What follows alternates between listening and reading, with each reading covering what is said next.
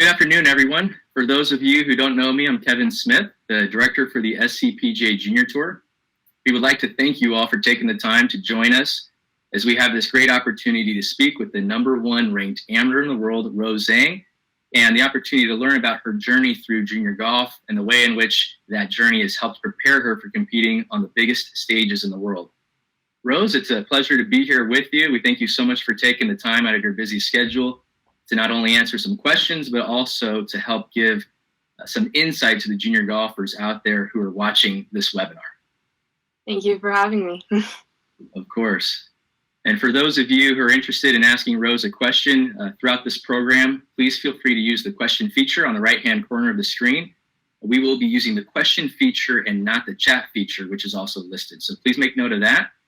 And at this time, we'll get started with Rose. And to start the discussion, we'll ask some questions related to your junior golf journey specifically. That being said, Rose, at what age did you take up the game of golf, and what was it specifically that piqued your interest? I started at 9.5, and it was more of, at the time, I played various sports. I was very energetic, and after making contact with the club from one of my dad's friends, I just fell in love with the game. You said you were 9 years old? Yes. And you told me an interesting thing a few years ago that you started out just, basically swinging a club in a mirror. Is that correct? Before you actually went out to the driving range and then out to start playing, is that correct? Yes. At the time, I think I was just in the garage and my dad just set up a mirror and I started just, practicing reps. And my dad and we would constantly watch golf videos and, try to figure out how to, swing the golf club, hold the golf club. And then when it was about time, I was like, oh, I want to hit some balls. We just went out to the driving range and started hitting. Nice. So when you played your very first round of golf on a regulation 18-hole course, where did you play and what was your score for the first time? My first official, I consider official 18-hole score was 104, and it was at Arroyo Trabuco. I think it was 3 months after I played, after I started swinging it. So I was pretty proud of myself. That's not bad. For most people to shoot 104 their very first time playing, especially at Arroyo Trabuco, is not easy. So that's actually pretty good. One of the interesting things that I've found, as I've known you for a few years now, but looking back at your profile over the years as well, is you started playing on the JDT when you were 9, I believe. And I noticed that in your very first 3 events, you finished second, first, and first, which immediately qualified you for the Players Tour. Shortly thereafter, you started competing in the girls 9 to 11 division on the Players Tour, and you won your very first event. Then as you transitioned beyond that, it was in your very first full season on the Players Tour that you led in the points race for the 9 to 11 division during the spring and summer. And then you moved up to the 12 to 14 girls division that fall, and you won that division's point race. What was it like advancing from the JDT to Players Tour so quickly, and how did you continue to elevate your game despite facing even stronger competition each time? Yeah, when I went into every single event, every single weekend, I had 2 tournaments every single week, and I just tried to gain as much experience as possible. I think I played around 45 events the entire season. From, I think it was during the spring girls 9 through 11 and summer girls 9 through 11 and fall girls. And it was just, everyone was working super hard. They were grinding so hard around me, and I was motivated to also improve my game. I think that all the girls that I played with at the time, they're now national players and collegiate players. So, just trying to gain as much experience and learn as much as possible is what helped me, through those events. Would you say that playing in more tournaments like that also helped just improve your game a little quicker? Because I know some people tend to play a whole lot. Some people play a little bit less often. Yes, I think it's very important for junior players to start gaining experience, especially in tournament play, because it's definitely very different from when you practice or go on the course alone. And you can hit all kinds of shots. You can learn what you need to work on. So I think help allow, like, when I played those events, it helped me gain a fundamental foundation that I can use on a later platform, which is like now. Absolutely. So during your first, I'll say, as you transitioned from girls 12 to 14 division, you qualified that very first season for Toyota Tour Cup. And then during your very first year on Toyota Tour Cup, you had a few top 5 finishes, but you didn't have any victories to your name, which was a little unique considering your quick success. So considering the quick success that you did have on JDT and Players Tour, what was going through your mind at that time as you were struggling to find the winner's circle specifically on Toyota Tour Cup? Yeah, I went into Toyota when I was 11, and the age bracket is just, it extended from 12 to 18. I wasn't playing with people my age, and, having the advantage off the tee definitely, impacted scores a lot. And I just took it as, a learning experience just to keep going and, grind my way out. I actually, that year I didn't really feel like I had to win. I never really had the mindset that I have to win this event. It was more of, I'm just going to go out there and take care of my ball and see how I go from there. And I think in that process, it just, that year really helped me, gain a lot of experience, especially from the older players. Mm-hmm. Absolutely. So as we transition then to your next couple years on Toyota Tour Cup, you're probably a little bit older this time, probably in the 12 to 13, maybe 14 range. Mm-hmm. And at that time, you then had 5 wins on Toyota Tour Cup specifically. You also, if I can remember correctly, tied the course record at Alhambra for the IMG Junior World Qualifying. Then you also go out and win in record-tying fashion the Junior PGA Championship, shooting 20 under par for 4 rounds there. You then quickly transitioned to Girls America's Cup, which was, a couple weeks after that. You shot the all-time tournament record there at 21 under par for 3 days, bogey-free, which was incredibly impressive. And then you also had an AJGA title to your victory. So what was it that clicked for you in those next couple of years as you had so much success on the national level at that time?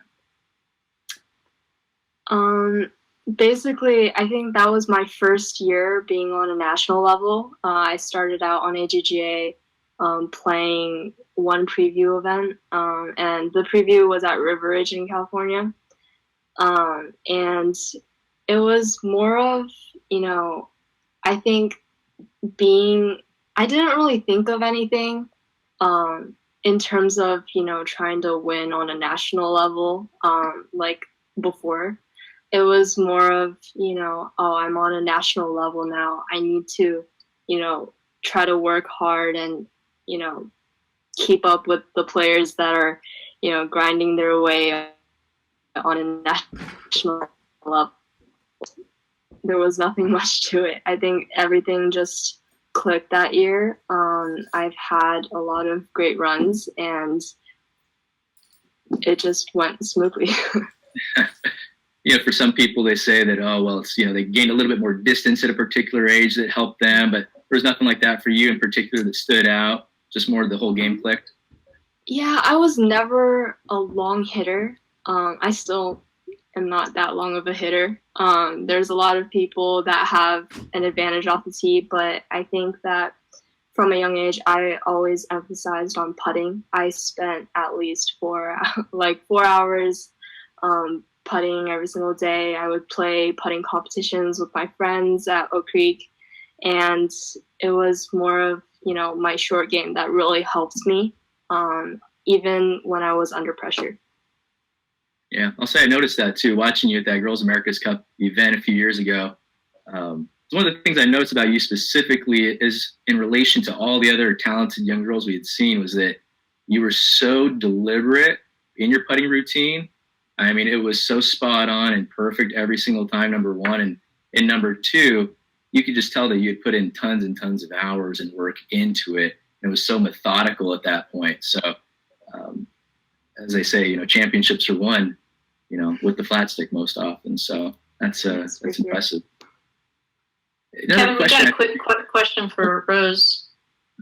Rose, who are your swing, putting, and mental coaches? So my swing coach is George Pinnell, and he's like in the Rowland Heights area. My mental coach, I don't have a mental coach. I guess it's more of like just learning experiences around me. And for putting coaches or short game coaches, I don't really have one either. Just hours and hours spent on. Yes, just I think for short game and putting, it's important to just find your own methods of putting and chipping, because in the end it's all feel, and sometimes it's not something you can be taught. It's more of how many hours you practice and how much feel you have around the greens. Yeah, absolutely. So when you make a mistake, when you fall behind the leaders in a championship event, perfect example, the Ping Invitational just last week, whenever it was, you were trailing the leader by 4 or 5 heading into the final round, if I'm not mistaken. But yes, you always seem to respond with really timely shots that result in birdies or even better on occasion, which in a sense propel you to victory. How do you pull that off so frequently and so easily? Yeah, I just have the mentality of, no expectations, because, when you practice enough, you need to trust what you're doing and, try to execute that. But if you're trying to wish for perfect shots all the time, it's basically impossible. And, you would put so much pressure on yourself, and it never ends well. So I think for me, it's just I'm taking care of my golf ball. I'm hitting shot after shot, and I'm trying to, give myself the best position to, make a birdie or make a par. So it's more of minimizing the mistakes. And I don't really think about, I have to hit this shot really close, I have to make this putt, because in the end, you're just putting more pressure on yourself. Yeah, absolutely. So as we transition to talking about a little bit about your practice schedule, your routine, kind of walk us through what's a typical day of practice look like for you? How much time do you spend warming up and hitting golf balls? Maybe how much time do you spend on the golf course, if any, on the practice putting green, and et cetera? I think if it's just a day or like a school day, after school, I go to the golf course probably around, like 2, since I end school at 1:45 this year at least. And I basically hit 200 golf balls, 200 to 300 varying. And then I tend to chip for an hour, at least an hour, and then I putt for at least an hour to 2 hours. And it's always been like that. I just have a really set schedule of, how I want to practice, and I think it's worked for me. Would you say too sometimes that it's not so much the quantity, but the quality of that practice routine, and in essence having a purpose behind every single shot that you try to hit? Yes, I think quantity over quantity is extremely important, especially in golf. And, being able to try to figure out what you're doing wrong, try to improve every shot that you hit. That's what separates like good players from, average players. Absolutely. So we just asked a little bit too about your instructor. You mentioned George Pinnell, who's been your PGA instructor for quite some time now. How do you and George determine what you're going to work on when you see him? Yes, so George has these like technology, which includes TrackMan and swing videos. So he has 2 TVs that you can look at during your lesson. And basically what we just work on is maintaining our numbers on TrackMan and seeing how our swing is holding up in general. And then if there's some things that we need to tweak, we will kind of adjust it. But I don't think, overall, we don't really change drastically unless something's extremely off. We would change it. But all in all, I think we just know what we're doing every single time we enter the lesson, and that's about it. Nice. And how often do you see him to take lessons? If I don't have a tournament, it would be once a week. Okay, nice. Mm-hmm. You mentioned that you don't necessarily have a mental coach, but I would assume George serves a little bit of that purpose for you, at least in your self-confidence to a degree. How does he help encourage you to have the belief and the self-confidence that you need to compete on the stages in which you do? Mm-hmm. George has really definitely helped me in terms of, just trusting my game.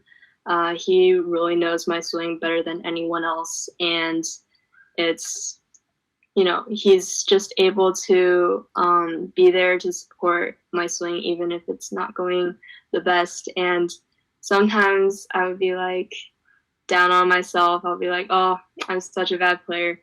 He'll be like, Rose, this is why you're young and dumb. And I'm like, oh, okay. I'll just back off. But he really keeps me on track. And I think it's more of, my parents and my family that help me mentally. They've really provided me a lot of great advice and, good mental notes to take note of. Very nice. You also have been working with Josh Loyo now for a couple of years at Core Fitness. How has that helped transform your game when you've incorporated fitness for the last few years? Oh, it's changed drastically because when I first entered the gym, I was like, as Josh said, I was basically a stick. And he was like, you have no athletic build at all. I'm like, okay, this is time to, get ready and, work hard in the gym. So over, I think it's been 4 years already, but I've worked with him and I've really gained a lot of distance. I've prevented a lot of injuries, and I was able to, endure long rounds and long weeks, especially the U.S. Women's Am. I think I played 11 rounds in 7 days. So you definitely need a lot of fitness for that. And it's important for it's important for you to incorporate fitness, and it allows you to, do golf motions better too. Nice. So how often do you incorporate fitness into your weekly routine? I would say at least 3 times a week.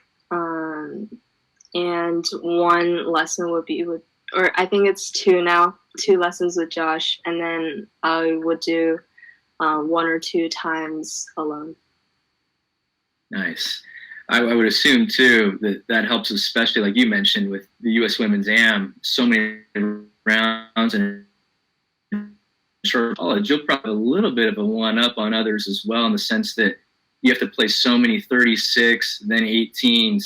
You're playing 54 holes, and if you count practice round, you're playing at least 72 holes in a 3-day span with all that travel. That's got to help tremendously as well, just to be not physically fit and not kind of wear down, especially as the latter part of that 36-hole day starts to come at you, right? Yes, for sure. And there's a lot of juniors now who are, taking note of, working on fitness more and more. And, that's great because the game of golf needs it. And it's definitely a sport. So you really have to work hard in the gym. Absolutely. So as we shift, Kevin, got a couple questions. Sorry. Please, Nikki. Couple good ones that came in. I got a lot of questions, so keep them coming. We'll try to get to all of them, I promise. Rose, what do you think of when you are on the tee box? Do you get nervous? And if you do, how do you deal with that? Yes, I think everyone has nerves right before the round. I think it's a showing that you care about the round. And basically, when you're on the tee, I would just take a bunch of deep breaths and, just think about a part of your swing that you want to emphasize on when you hit, and you should be good to go. Sounds easy enough. Let's do a couple more, and then we'll let you get back to Kevin's questions. How long does it take you to hit 200 to 300 balls during your practice session? It would take around 2 hours, I would say, because an hour and a half to 2 hours. I really like to emphasize on my wedges, so the first 100 would probably be within 100 yards, and then I keep going to my irons and then my woods driver. Okay, and then one last question going back to fitness. The question is, when did you start to work out? But I think what they mean is, when did you start integrating fitness and the routine you now have with Josh? When did you start that? At what age? Let me think about that. I think I was 13.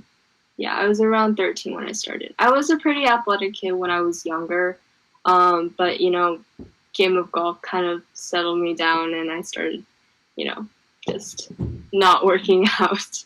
So I think at 13 is when I really started to pick it up.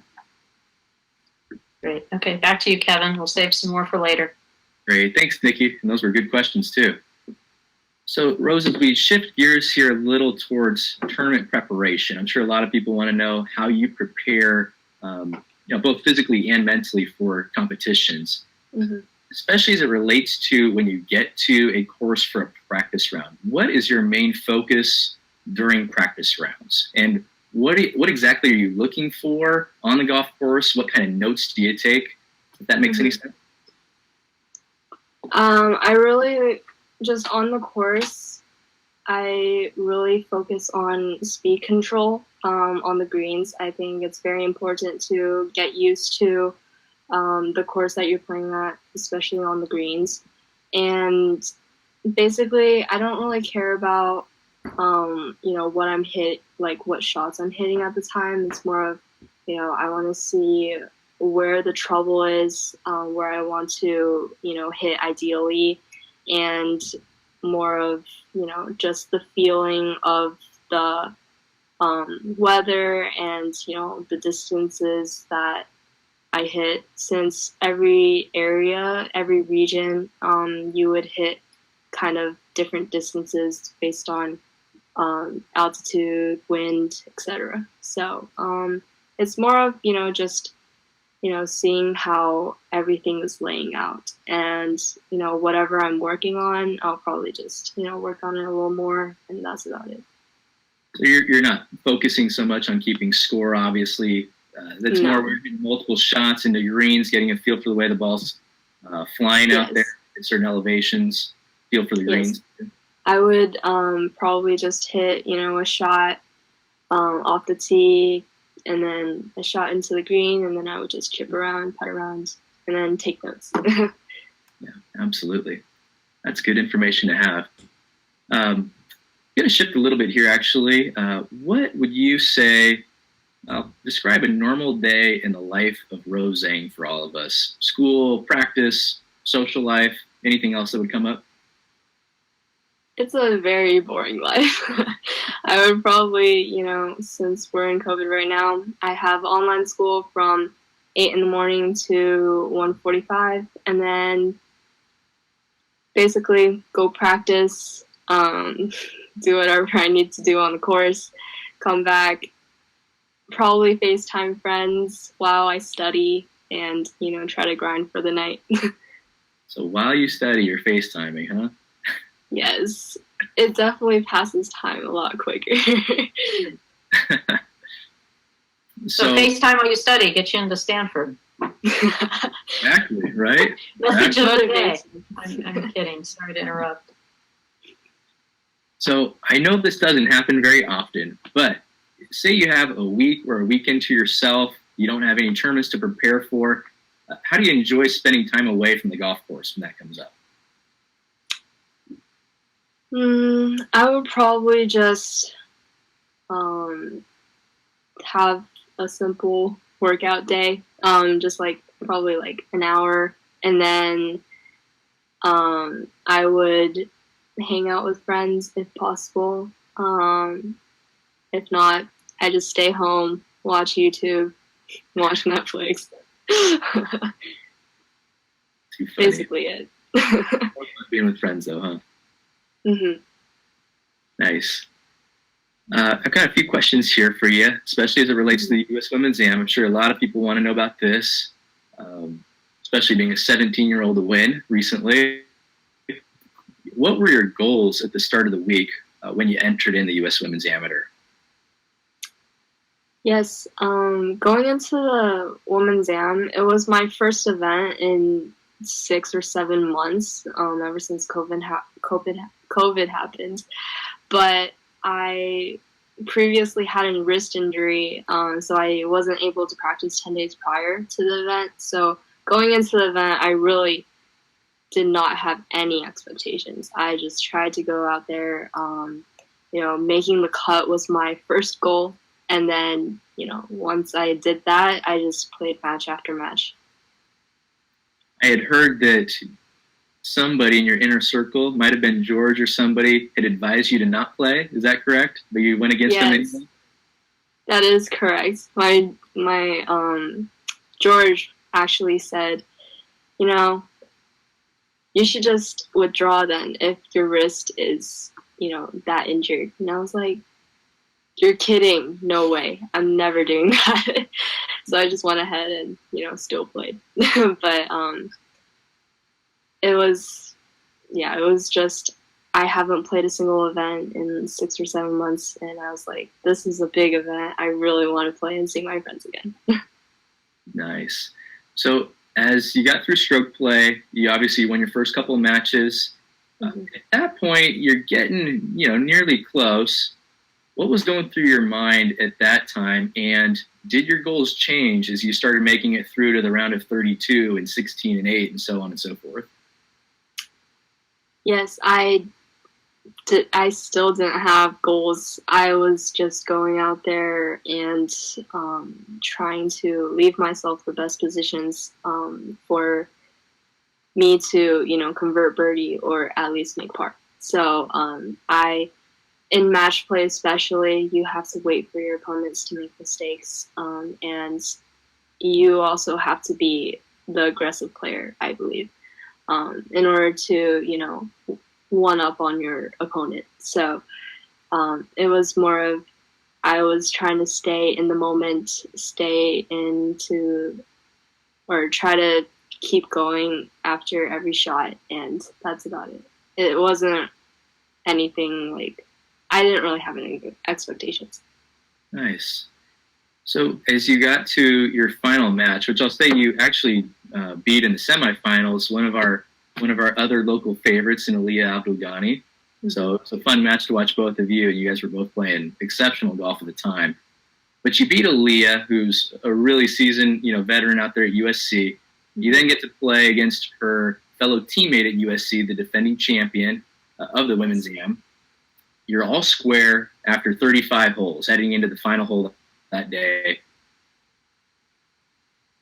You were hitting your third shot from the thick rough, I don't know, about 100 yards or so. At least it looked like on TV. I'm sure you know the exact yardage still. Yes, I still do. All right, what was it, Rose?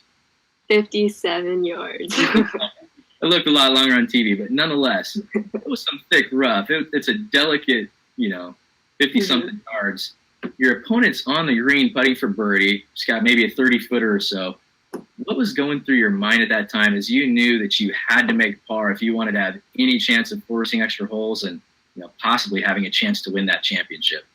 Mm-hmm. My first tee shot definitely wasn't what I wanted. I hooked it way left of the cart path, and in my mind I was like, great, you have to work from there. And then the punch shot was nearly impossible to get right. I had to punch it under the trees, and I know for a fact that I can't hit it over the green. So it was super difficult, and I had 57 yards.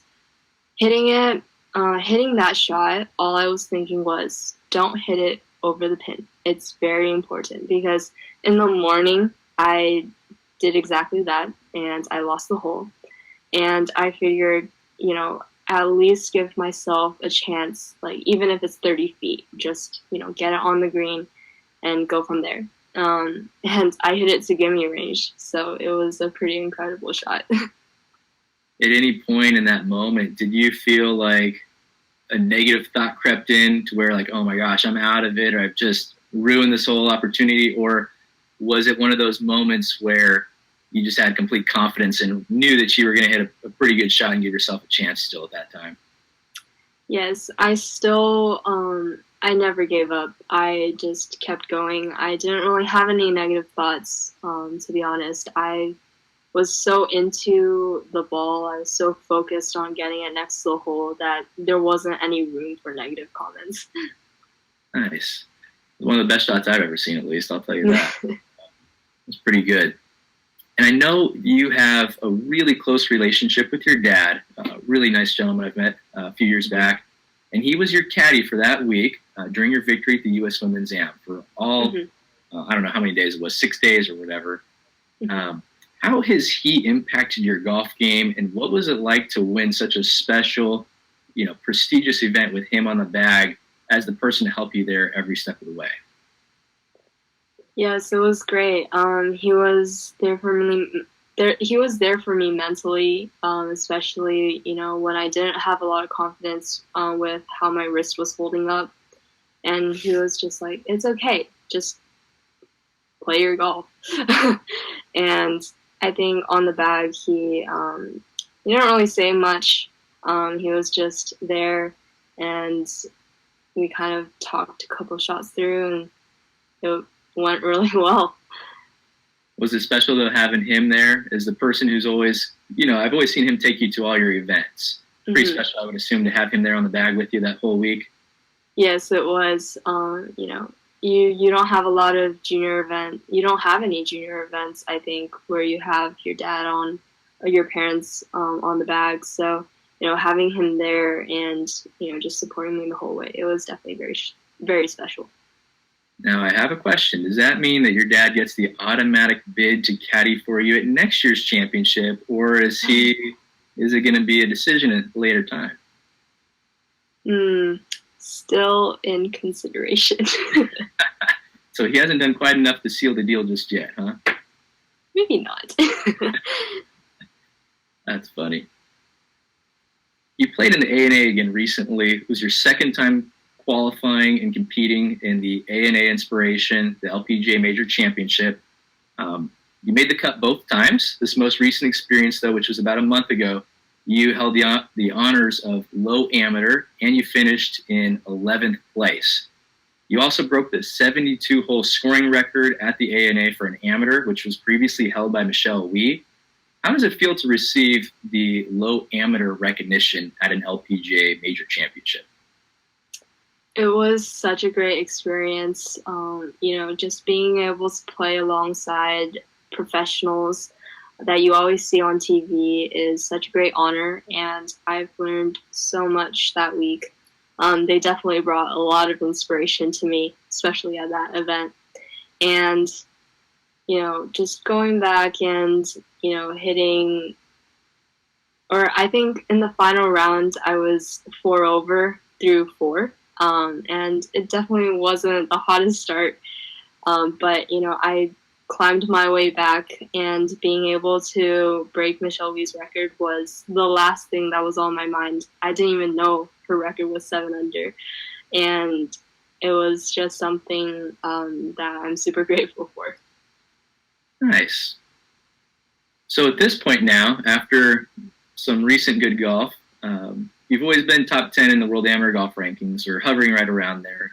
And now after a few really good finishes recently at the ANA, obviously the U.S. Women's Am, the Ping Invitational, the Rolex, you have a few pretty big wins recently as well. And you now sit at #1 ranked junior girl in the entire world. Junior and World Amateur Rankings as well, I should say. That's not something that many junior golfers will ever get to experience. You know, there's a few that'll get to #1 ranked junior in the country. Very, very few will ever get to #1 ranked amateur in the world while they're still in high school, because most of the time a collegiate player holds that honor, most often at least. How has your success affected your future tournament plans and your plans to attend and play collegiate golf at Stanford, if it has? Yes, I definitely haven't changed any plans. I have full intention of, graduating high school and then going to college, Stanford. I think that, it's such a great honor. There's no words to describe it. And I'm not one to, keep looking at rankings. I still believe that, no matter what your ranking is, there are better players out there, and there's so much you can learn from. So I'm just going to keep my head low and, try to keep improving each step of the way. But all in all, I'm just going to try to get through school, get through my golf, and we'll see how it brings me in the future. Nice. Why would you say playing college golf is so important to you, considering the success that you have had on the biggest stages out there? Some people on this might wonder why you don't try to turn professional right after high school.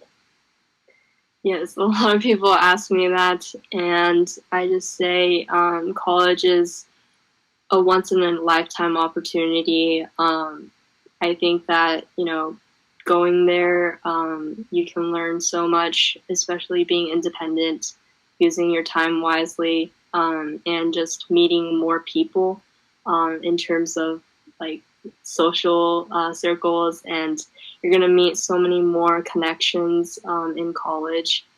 So I think that's what's most important. But, I think that pro golf is always out there, and as long as you, try to keep improving, the pro stage is definitely still there for you to reach. Yeah, absolutely. You've competed now in many of the world's most prestigious team events as well, such as the Junior Solheim Cup, Junior Ryder Cup, Wyndham Cup. I'm sure I'm missing several others, probably at least. How have those events prepared you for what you're soon to experience when you do play golf at the collegiate level? Yes, you don't get to play a lot of match play events apart from USGA and a couple SCPGA events, I believe. But I think that those events really help you in, just playing against an opponent. It's not something that you have often in golf. And also team events are very important in, lifting your team spirit. And, when you go to college, you're going to have a team to play for. So it's not just you that you're playing for. And I think that's what these events have really taught me. Very nice. Which of all the team events that you have competed in or plan on competing in do you most look forward to, and why? Wow, that's a very difficult question because all of them are so great. I think that I've had a great, that one's always one to look forward to. I really like, I think Junior Ryder Cup's definitely a very different experience with the crowds there. And all in all, it's just, I think any team event would be great. There's not one I can pick. You don't have one favorite? If you could say, I can only play one more team event before I go to college, which team event?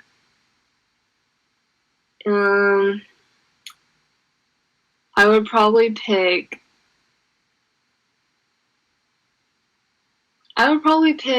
Junior Ryder Cup, but I can't play it before I leave to college, so it's out of my list now. Yeah, that's right.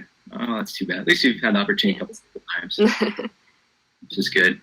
Kind of transition here to, sort of the last little section of questions we wanted to ask you.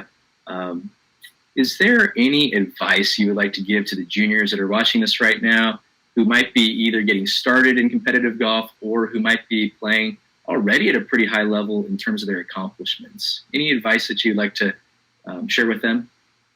Yes. There's one thing that I think everyone should be reminded of. Golf is a sport. It's a game. It's something that you should love.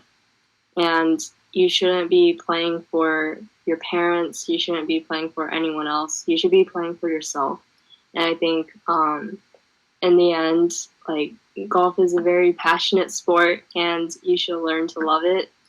You're going to go really far if you love whatever you're doing. And if you don't love it, then I suggest it's you probably need to consider something else, because it's a very frustrating sport. So if you don't love it enough to keep going, then it's very tough to keep going.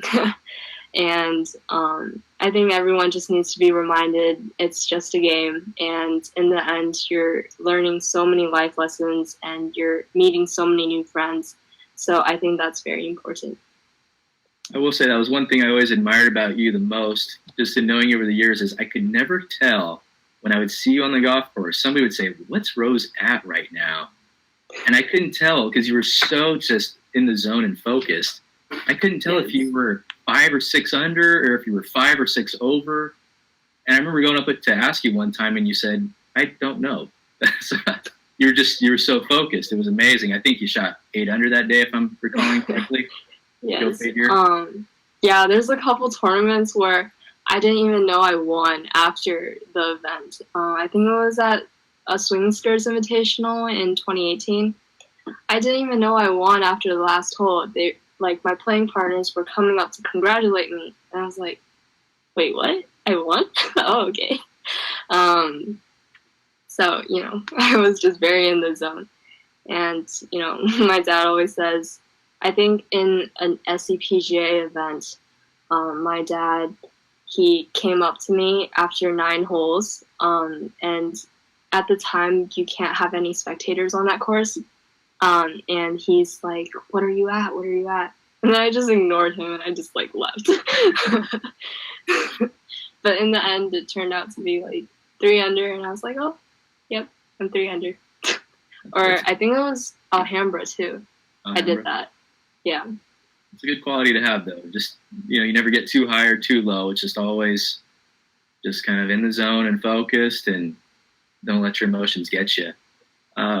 If there was one thing that you did that you feel made you successful to this point, what's one thing that you would pinpoint for that success?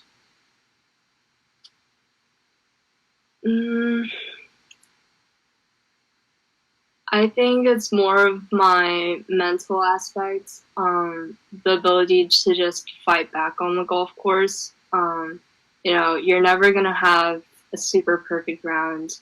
It's always, you have to keep grinding and keep fighting. Even when you're under par and doing super well, you never know if you're going to double the next hole. You have to, stay in the zone. So I think it was always the ability to keep going and also the ability to kind of fight back on the golf course. Very nice. Another question I had is, what have you had to sacrifice for your success on the golf course? Because as you mentioned to us earlier, there's a whole lot of time you have to spend each and every day in workout routines, practice schedules, tournament schedules. Mm-hmm. I'm sure that's a lot of time you don't get to spend with family and friends and so on and so forth. Yes, so Yeah, I had to sacrifice a lot on my social circles. Um, school friends, I can't really hang out with them. I'm always gone for tournaments. So I it's a little hard in that aspect. And also it's also really stressful on, time management. I lose a lot of sleep because I have to study after, golf practice, after workouts. So I think it's more of just like social circles and time management. Yep, definitely. And lastly, you're obviously a pretty humble girl, no question about that. But how do you stay so grounded, considering the success and all the media attention that you've received, especially as of late? I know that media attention has to be flooding in a little bit more so now, since you've won the U.S. Women's Am and are now again the number 1 ranked amateur in the world. Yeah, it has been flowing in a little more. But I think in the end, I'm still a 17-year-old girl and I'm still trying to get through school, trying to practice. And overall, I think, it's more of I still understand that I'm human and I make a lot of mistakes, very clumsy in real life. But, it's just something that, I think it's just I understand my flaws and I try to improve on it. It's nothing really much. Too funny. Got a few questions here. I'll call them rapid fire questions, just a way for us to get to know you a little bit better, at least some of the people in the audience who might want to get to know you. So real quick answers here. Your favorite golf course? Augusta National. Your favorite club in the bag? Putter. Your favorite professional golfer? Jin Yun Ko. What number golf ball do you play? 1. Number 1, nice. Your favorite color? I like white. Your favorite food? Korean barbecue. That's nice. Favorite ice cream flavor? Mint chocolate. Oh boy. Cake or pie? Pie. Favorite movie? Movie. Oh, I like Dragon Ball Z, Battle of the Gods. Your favorite song? Favorite song? I don't have one, but right now I like 85%. Okay. And favorite animal? Dog. Dog. All right. Well, Rose, we appreciate you taking the time with us. Nikki, are there any additional questions at this time for Rose we could touch on? We do have a few more, Rose, if you wouldn't mind. So, a lot of us play golf for fun, but what do you do besides golf for fun? I don't think there's much that I do. I think it's more of just relaxing, watching some YouTube, and then going on social media.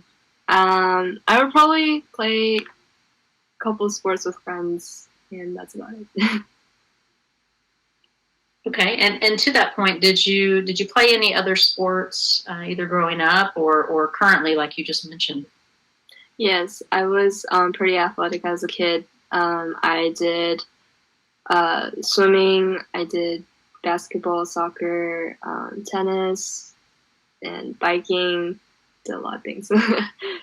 You think that helped make you a more well-rounded athlete, and ultimately Yes. that helped you be a better golfer? Yes, for sure. I didn't really play anything competitively. I was just, fooling around with my dad and a couple neighborhood kids. Yeah, a lot of talk recently about focusing on one sport maybe too early as a child. So it's really, really important to play others. So it's great to hear that number 1 player in the world played a lot of sports growing up. So take note of that. Let's see. Here's a good one. What are your long-term goals for golf? I mean, obviously you've achieved a lot so far, only at the age of 17, but Anything particular, long term goals that you've set for yourself? I tend to stay in the moment, but long-term goals, definitely I want to play professionally on the LPGA, and I think that's just my ultimate goal. But right now it's just to graduate high school as a senior, and get into college. Very good. I like this one. Hi, Rose. Since you won so many tournaments, what is your favorite trophy? And if you have it handy, we'd love to see it. Ooh. Yes, I do, actually. My favorite trophy would probably be winning. It's not a trophy, but it is winning the Pan Am Games with the U.S. team, and that includes like Brandon Wu, Stuart Hagstad, and Amelia Miliaccio. I think I have the medal here. Let me get it real quick. Yeah, it's a pretty heavy medal here, so it's definitely a very cool thing that I will treasure forever. Very cool. Maybe an Olympic gold medal in your future, too. Was left hand low your natural putting style? And what do you like about it? Yes, I think the first 2 years that I started golf, I had the normal grip. And then, I think I wanted to try it out after getting some inspiration from Jordan Spieth at the time. So I tried it out, and I really liked it ever since then, and I think I've been using it for like 6 years now. And I think it's it really helps me stabilize my putter head, and when you practice enough, the distance control is really nice too. This is a good one. Your experience at the ANA, what did you learn from playing with the best in the world, with the professionals? I think the most important thing that I learned from them was their preparation on the course and like before tournament play. It's very difficult for them to, travel week in and week out, and switching from different regions, and always having to live out of a suitcase, and seeing them, they don't hit as many golf balls. They don't even putt as much. They kind of just look around the green. They walk around the green with their caddy, just hit a couple of shots, into the green. But I think that their preparation is definitely very different from what us amateurs do, and it's something that I kind of want to learn more about in the future. Do you have any idea, or have you chosen your major for Stanford? Yes, I'm currently undecided, but I definitely know what I'm not majoring in, and it's nothing in the math and sciences area.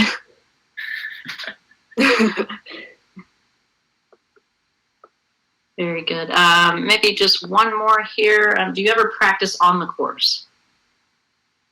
Yes, I practice a lot on the course. I think it's crucial for players to be able to execute shots on the course, and without playing on them, I don't think you can do that.